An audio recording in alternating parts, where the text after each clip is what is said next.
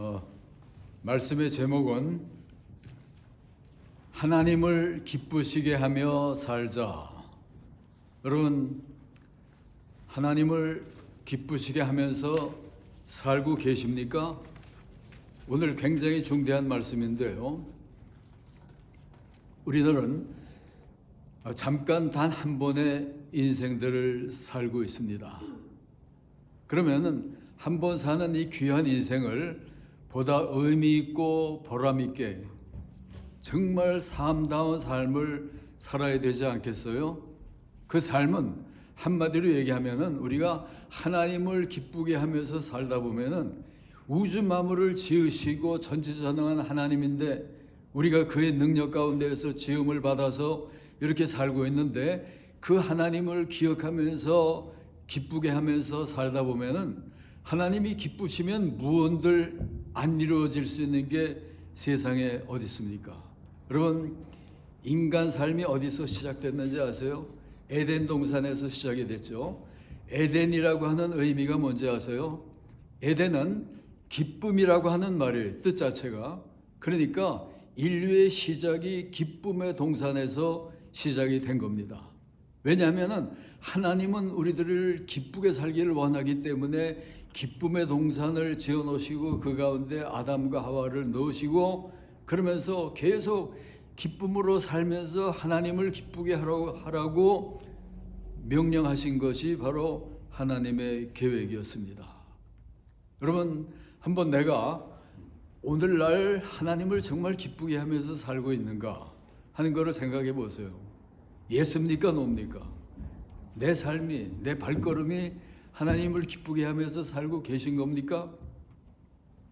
자, 그러면 첫째로 우리들은 하나님을 기뻐하는 우리의 삶이 되어야지만 돼요. 여러분, 기쁘지 않습니까? 우주 만물을 지으시고 전지전능한 하나님이 계시라고 하는 것이 얼마나 기쁜 일입니까? 우리가 성경에 보면은 어떤 상황 속에서도 하나님 까닭에 기뻐한 사람이 있거든요. 하박국서에 보면은 하박국서 3장에 우리의 양이 없으며 외양간에 소가 없을지라도 여호와로 말미암아 즐거워하며 나의 구원의 하나님으로 말미암아 기뻐하시리로다 하는 고백이 나오고 있어요. 그러니까 하나님이 계신 한 이 세상에 아무리 힘들고 어려운 일이 있어도 나는 하나님 앞에 감사하고 기뻐하리다. 이것이 바로 하박국서의 고백이거든요. 오늘 본문 시편 37편 4절에 보면 여호와를 기뻐하라. 그가 내 마음의 소원을 이루어 주시리로다. 우리가 여호와를 기뻐하게 되면은 우리의 마음의 소원이 다 이루어진다고 하는 얘기예요. 여러분, 마음의 소원들을 다 이루면서 살고 계십니까? 우리 모두가 다 소원이 있으시잖아요. 이렇게 됐으면 좋겠고 어떤 꿈을 가지고 뭘 이루었으면 좋겠고 여러분들의 가정을 위해서, 자녀를 위해서, 미래를 위해서, 교육을 위해서, 사업과 경제를 위해서 우리가 바라는 것들 너무나 많이 있잖아요. 어떤 때는 이런 꿈들을 어떻게 이룰까 고민되고 불가능한 것처럼 느껴질 때가 많이 있을 거예요. 그렇지만 오늘 말씀을 보면 여호와를 기뻐하라. 그러니까 기뻐하는 건 여호와께서 계시고 그렇게 놀랍게 활동하고 계시고 그리고 내 삶을 주관하고 계신다고 하는 거를 내가 인정을 하면은 하나님이 얼마나 놀라운 분입니까? 그 하나님 앞에 감사하고 기뻐할 수밖에 없는 것이 바로 우리들의 삶이에요. 그런 삶을 살 때 우리의 소원을 다 이루어 주신다고 그러셨어요. 자, 우리가 구약 성경에 보면은 요셉이라고 하는 인물이 나옵니다. 너무나도 유명하죠. 요셉이 그 가정에서 태어나서 불행하게도 형들의 시기와 질투 속에 팔려가잖아요. 노예로 팔려가고 너무나도 고통스러운 그 삶이 그에게 부딪혀 왔습니다. 그러나 그런 가운데도 그는 믿음을 잃지 않고 계속 정직하게 살고 바로 살고 온갖 유혹 가운데서도 그냥 너무나도 떳떳하게 하나님만을 믿고 살잖아요. 그러다 보니까 노예로 팔려간 요셉이라고 하는 인물이 팔려간 땅에서 총리 대신이 되고 왕 다음으로 최고의 권력자가 되잖아요. 그러다 보니까 자기의 가정을 생각하지 않을 수가 없고 자기의 부모와 자기를 이렇게 팔아버린 형들 다 생각을 할 때 너무나도 고통스러운 일이지만 그 형들과 모든 가족들을 다 초청을 하잖아요. 그래가지고 환대를 하고, 물론 그 형이나 그 부모님들이 그를 알아보지도 못할 정도지만은 그렇게 높은 자리에 있을 때 자기 가족들을 불러다 놓고 보니까 형들로서 보세요. 자기들이 미워가지고 노예로 죽이려고 하고 팔아버리려고 한 그 동생이 멀리 애굽 나라에 와서는 정말 놀라운 총리 대신까지 돼가지고 있으니까 얼마나 겁나겠어요. 이야, 이건 우리 동생한테 맞아 죽을 수밖에 없겠구나, 이런 생각들을 하고 있잖아요. 그럴 때 요셉이 어떤 자세로 나왔는지 아세요? 형님들, 염려하지 마세요. 형님들이 팔아서 내가 여기까지 왔지만은 나를 정말 보낸 것은 형님이 아니고 하나님의 계획 속에서 하나님이 나를 여기까지 보낸 거예요. 그러니까 염려들 하지 마세요. 그러면서 그 형과 자기 가정을 그렇게 잘 대하다 보니까 그 얼마나 아름답고 놀라운 일이 그 가정에서 이루어졌습니까? 이것이 바로 하나님을 기뻐하는, 내 상황이 아무리 역경과 환난과 고난과 눈물과 고통이 아무리 계속될지라도 하나님 바로 보면 이 가운데 하나님의 인도가 있고 하나님의 계획이 있을 것이다, 이거를 생각하니까 그냥 오히려 하나님 앞에 감사하고 기뻐하면서 원수 같은 형들까지도 정말 귀빈대하듯이 대하고 사랑하면서 나가잖아요.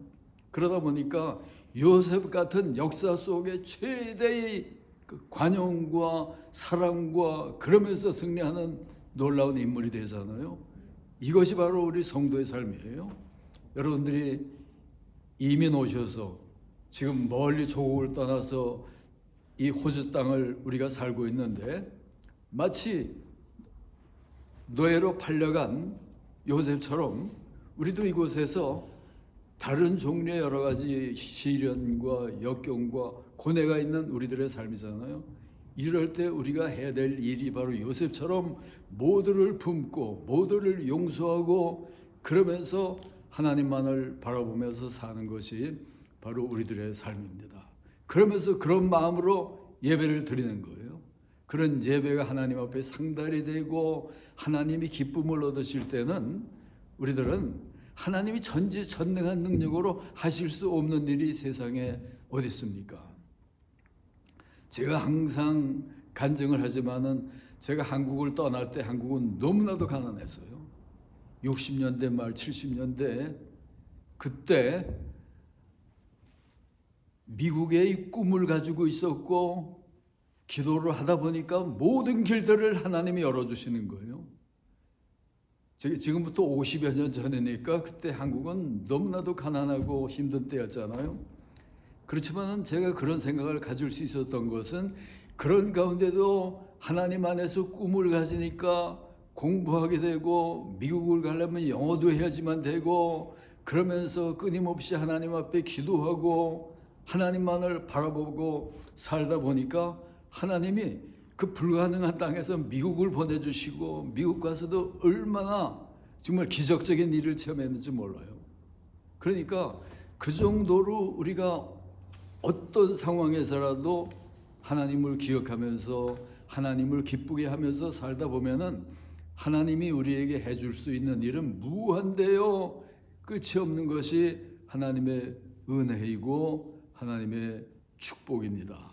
그러니까 언제나 정말 하나님이 계신 것을 너무나 기뻐하면서 살다 보면은 그 다음에는 내가 하나님을 기뻐하면은 하나님이 또 얼마나 기쁘시겠습니까? 그러니까 기쁨의 동산을 만드는 거예요. 나도 기쁘고 하나님을 기쁘게 만드니까 하나님이 기뻐하시니까 그 다음에 하나님이 그냥 계시겠어요? 제가 기뻐하는 모든 성도들을 놓고, 그것이 바로 우리들의 삶인데요. 하나님을 기쁘게 할 때 일어나는 일이 뭔지 아세요? 하나님이 우리들을 축복해 주시는데요. 자, 우리가 하나님을 기억하면서 살면서도 우리가 누가복음 15장에 보면 탕자의 비유가 나오잖아요. 한 아버지에게 두 아들이 있었습니다. 작은 아들이 아버지에게 재산 요구해가지고 재산 가지고 도망을 치고 그랬잖아요. 그랬을 때 그러다가 다시 자기 아버지 집을 찾아서 왔을 때 그 형의 자세를 보세요. 형은 집에 있으면서 일 열심히 하면서 그냥 제대로의 삶을 산 사람이에요. 그렇지만은 자기 동생이 타락해가지고 멀리 갔다가 깨닫고 돌아왔을 때 오히려 화를 내잖아요. 그러니까 이 사람이야말로 자기 아버지보다는 자기의 뜻을 따라 사는 거예요. 아버지 입장에서 보면은 멀리 정말 달아났던 아들이 방탕한 생활을 하다가 돌아오니까 얼마나 기쁩니까? 아버지가 그렇게 기뻐하면은 형으로서 함께 기뻐해야 될 그런 인물이 돌아온 형을 환대를 하고 있는 아버지를 향해서 불평을 하잖아요. 아버지, 나는 내 동생처럼 아버지 떠나서 탕진하고 못된 생활을 하다가 돌아온 것도 아니고 충성하고 살았는데 내 동생은 저렇게 환대를 하고 잔치 베풀고 그러면서 나는 이렇게 대하는 겁니까? 그러니까 자기 위주의 삶을 사는 거예요. 그러다 보니까 아버지에게는 꾸중을 받게 되고 모든 걸 다 잃어버리잖아요. 그러니까 어떤 상황에서라도 우리들은 언제나 아버지를 기쁘게 하는 그런 삶, 이것이 바로 우리들의 삶이 되어야지만 됩니다. 우리가 어떻게 해서 하나님을 기쁘게 하면서 삽니까? 하나님은 우리들을 하나님의 자녀로 만드셨어요. 자녀가 돼서 우리가 사는데, 자녀가 됐으면은 하나님은 우리들 모두에게 준 최대의 사명이 뭔지 아세요? 하나님은 모든 사람들을 다 구원해서 하나님의 자녀의 자리를 회복시키시기를 원하는 거예요. 디모데전서 2장 4절에 보면은 모든 사람들이 다 구원을 얻고 하나님의 뜻을 알기를 원한다고 그랬어요. 그러니까 이런 하나님의 뜻을 우리가 알면서 하나님을 기쁘게 하다 보면은 거기서 놀라운 일은 항상 일어나요. 하나님이 우리를 선택하시고 우리를 구원하실 때 요한복음 1장 12절에 보면은 믿는 자들은 하나님의 자녀가 되는 특권을 주신다고 그랬어요. 그래서 우리가 여기 와 있는 거잖아요. 하나님의 자녀가 되게 되면은 하나님은 우주를 소유한 분이잖아요. 너무나도 놀라운 일입니다. 그러니까 요셉처럼 어떤 일이라도 할 수 있고 그러면서 하나님의 은혜를 체험하는 일인데요. 히틀러가 광란을 하면서 2차 대전 때 그가 이상하게도 유대인들, 이스라엘 사람들을 죽여야 되겠다고 하는 마음을 먹고 얼마를 죽였습니까? 600만이나 되는 이 엄청난 숫자의 유대인들을 가스 사형실에서 그대로 다 죽일 때였잖아요. 그렇게 고난을 당하고 있을 때 여러분들이 제가 성지를 못 가봤습니다만은 예루살렘에 가게 되면은 거기에 죽은 600만을 추모하는 그런 기념비가 있고 동시에 거기에 오스카 신들러라고 하는 사람의 묘소가 있습니다. 그 유명한 영화가 있었죠. Chariot of Fire라고 하는, 그러니까 불병거라고 하는, 이거는 바로 유대인들의 그런 그 대학살과 고난의 스토리를 엮어놨는데요. 그때 유대인들이 그렇게 비참하게 히틀러의 악정 속에서 죽어가고 있을 때 이 오스카 신들러라고 하는 사람은 유태인도 아니고 오스트리아 인물이었어요. 근데 유태인들이 그렇게 비참하게 죽어가는 걸 볼 때 저 사람들을 구해야 되겠다. 구하는 길은 독일 병정을 사가지고 죽이려고 하는 유태인들을 그냥 빼내는 거예요. 그러니까 돈이 드는 겁니다.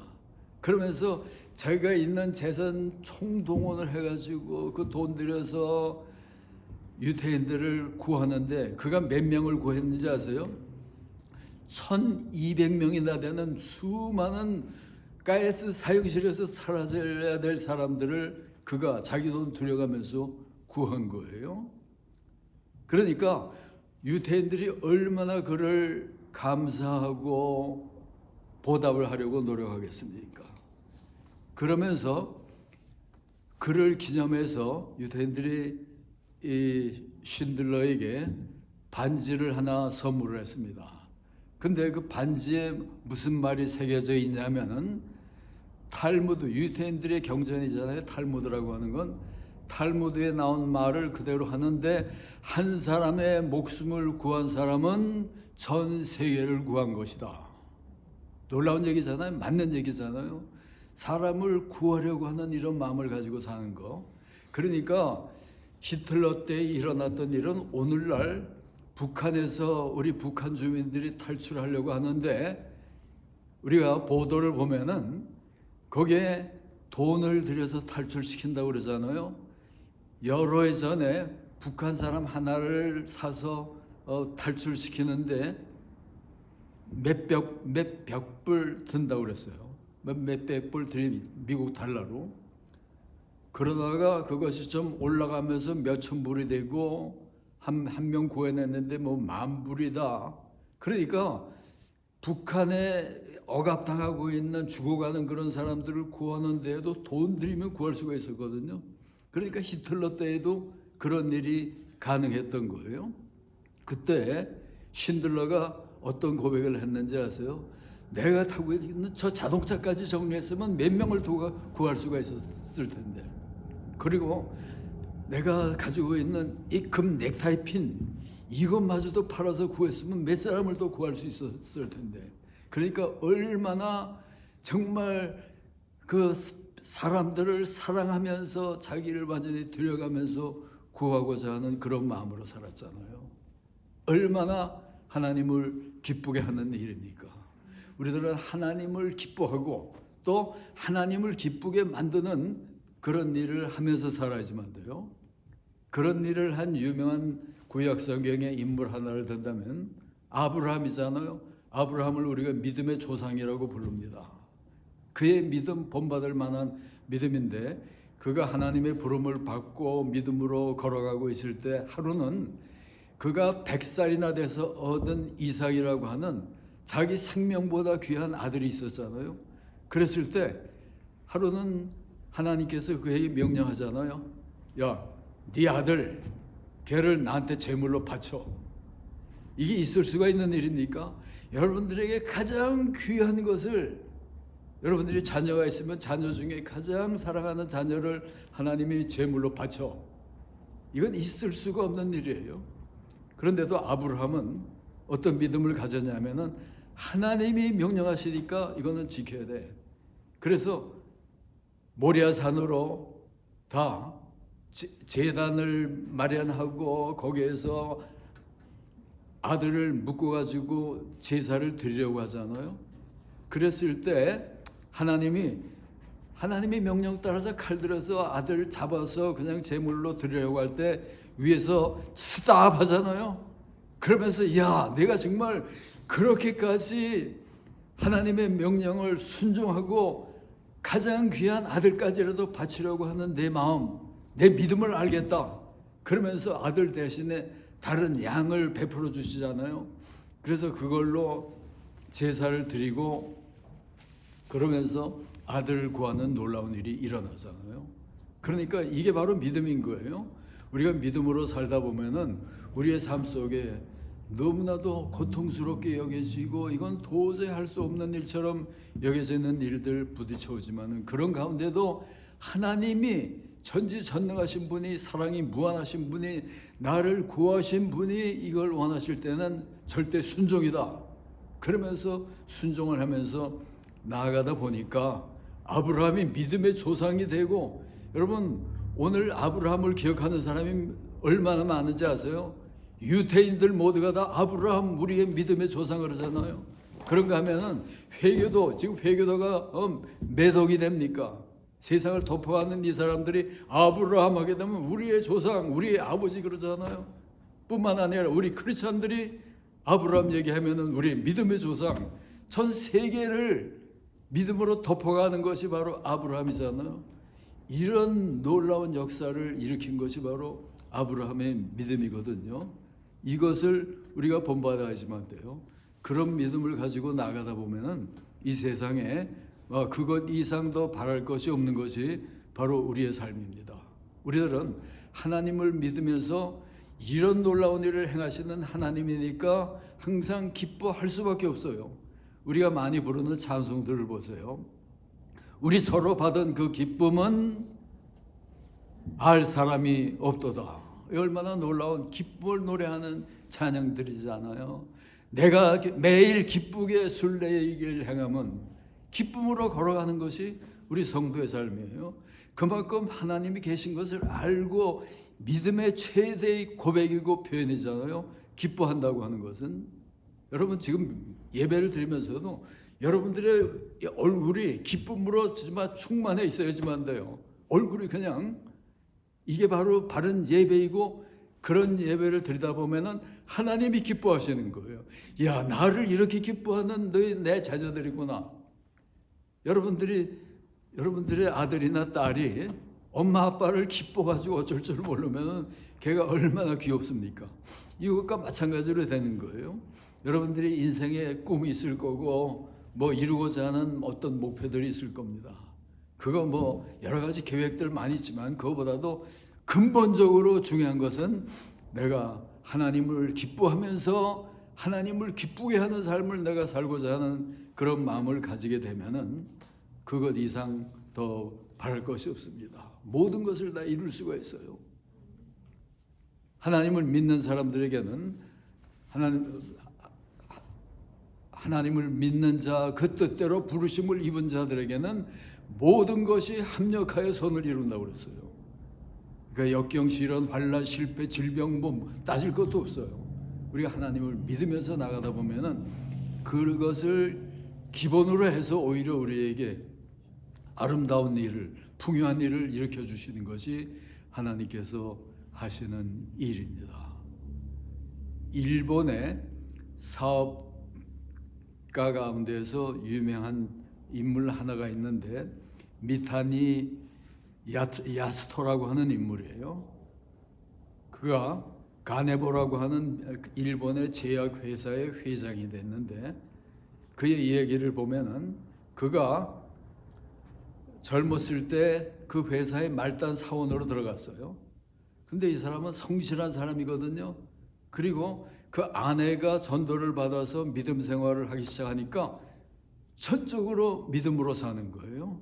그래서 어떤 상황이건 믿음으로, 정직하게, 사랑으로 이웃을 위해서 그런 삶을 계속 살아가다 보니까 회사에서도 그렇게 일을 하다 보니까 다른 주위 회사원들로부터 시기와 질투를 받기도 하고 괴로움을 당하기도 했어요. 그러나 아랑곳하지 않고 나는 하나님을 믿는 사람으로서 이런 정말 모범된 빛된 삶을 계속 살자. 그러다 보니까 말단 사원이 그 지도자들의 인정을 받으면서 계속 승진을 하고 그러다 보니까 나중에 그 회사의 회장의 자리까지 그가 차지하게 된 거예요. 이게 바로 야스토의 이야기인데 그는 어떻게 해서 그렇게 됐냐면 자기 와이프가, 아내가 어느 성도의 전도를 받아가지고 믿음 생활을 하기 시작을 했어요. 그러니까 자기 부인이 남편을 놓고 언제나 어려움이 있어도 여보 항상 믿음을 지켜요. 그리고 정직하게 당신의 해야 할 바를 그대로 지키면서 나가세요. 그러다가 만약에 당신이 해고를 당할 것 같으면은 우리 그냥 마음껏 전도하면서 합시다. 이런 자세로 사니까 하나님이 그냥 두시겠어요? 그냥 계속해서 그냥 믿음으로 기도하면서 살다 보니까 회사 회장까지 되고 그러면서 번영하고 그러다 보니까 뭐 모든 꿈을 다 이룬 거잖아요. 모든 부귀영화를 그대로 다 차지하고 있을 때 그런 자리에서 그가 자기 그 귀한 회장 자리를 사임을 해버리고 나와서 어딜 갔는지 아세요? 성경학교에 등록을 하고 신학교에 등록을 하고 이 전도 훈련을 받은 거예요. 그래가지고 부부가 그냥 일본을 돌면서 그리고 때로는 전 세계 여러 곳에서 초청을 받아가면서 이 복음을 전하는 너무나도 놀라운 복음 하나로 인생을 승리하는 너무나도 위대한 인물이 됐거든요. 그러니까 여러분 인생 간단한 겁니다. 하나님을 아는 사람들에게 있어서는 하나님을 바로 알고 사는 이거보다 중요한 일이 없어요. 여러분 고린도전서 10장 31절 너희는 먹든지 마시든지 무엇을 하든지 하나님의 영광을 위해서 살라. 이거 하나 바로 기억하면서 모든 일들을 하나님의 영광을 위해서 살아보세요. 마태복음 6장 36절 너희는 먼저 하나님 그 나라와 그 의를 구하라. 제일 먼저 인생의 프라이어리티를 하나님께 두고 사는 거예요. 그 나라와 그 의를 구하라. 그리하면은 이 모든 것을 너에게 더하시리라. 그러니까 하나님 기억하는 일 하나 바로 하게 되면 그 다음에 모든 것들은 하나님이 책임을 지시고 해결해 주시고 인도하시고 풍요케 하시고 성공하게 하시고 승리케 하시는 놀라운 일이 항상 일어나는 것이 바로 우리 성도의 삶입니다. 오직 하나님을 기쁘게 하면서 살다 보면 우리가 누릴 수 있는 풍요요 행복이고 축복입니다. 여러분 인생을 다 승리하기를 원하시죠? 그렇다면은 하나님을 기뻐하고 또 하나님을 기쁘게 하는 그런 일들을 계속함으로 하나님의 기억하심을 입고 하나님의 인도와 축복 속에 아름다운 멋진 인생을 살아가는 여러분들 모두가 다 되시기를 주의 이름으로 축원합니다. 우리 기도드리겠습니다. 하나님 아버지의 감사와 영광을 돌립니다. 우리들은 무엇보다도 하나님이 계셔서 얼마나 기쁜지 모릅니다. 전지전능자 무한한 사랑의 하나님, 우리들을 선택하셔서 구원하시고 이렇게 날마다 믿음의 발걸음으로 아브라함의 뒤를 따르고 다윗의 뒤를 따르고 이런 놀라운 축복된 길을 걸어갈 수 있도록 인도해 주심을 진심으로 감사드립니다. 아버지 하나님, 늘 항상 하나님을 기쁘게 하는 일을 계획하고 실천하고 하나님을 예배하고 기도하고 살면서 하나님의 축복 속에 날마다 승리하는 우리들 모두의 삶이 되도록 하나님 축복해 주시옵소서. 아멘. 이제는 우리 구주 예수 그리스도의 놀라우신 은혜와 아버지 하나님의 크시고 무한하신 사랑과 성령의 감화 감동 인도하시고 축복하심이 여기 모인 모든 성도들 그리고 이 주위의 모든 우리 한인들 그리고 호주 사람들 모두 위에 이제부터 영원토록 함께 계실지어다. 아멘.